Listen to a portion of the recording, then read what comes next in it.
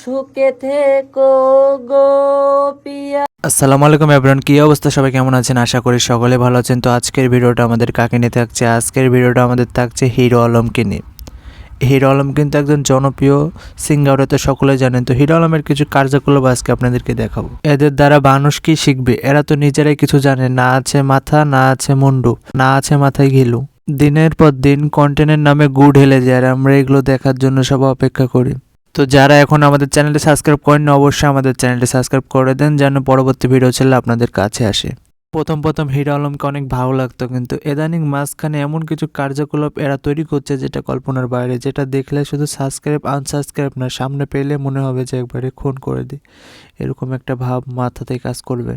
আসলে মানুষ যখন ভাইরাল হয়ে যায়, মানুষের মাথা কাজ করে না, দিমাগ কাজ করে না, কখন কি করবে কিছু ঠিক পায় না, টাকার অহংকারে বাঁচে না।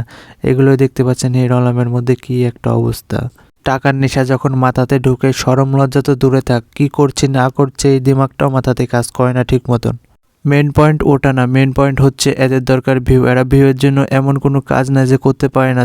এদের দরকার ইনকাম, এদের দরকার টাকা, কারণ টাকার জন্য মানুষ এতটা নিচে নামতে পারে এটা আসলে ভাবা মুশকিল। ভিডিওর মাধ্যমে এমন কি স্থাপন করছে। হিরো আলমের ভিডিও কিন্তু ছোট বড় সবাই দেখে, এরকম কিন্তু অনেক কিন্তু বাংলাদেশে সিঙ্গার আছে এবং অনেক কিন্তু কাপল ব্লগার আছে। আসলে এটা কন্টেন্টের নামে ঢালে গু, আর এগুলো আমরা দেখার জন্য অপেক্ষা করি। এসব ভিডিও যখন চোখের সামনে আসবে তখন আপনাদের কি করা উচিত জানেন?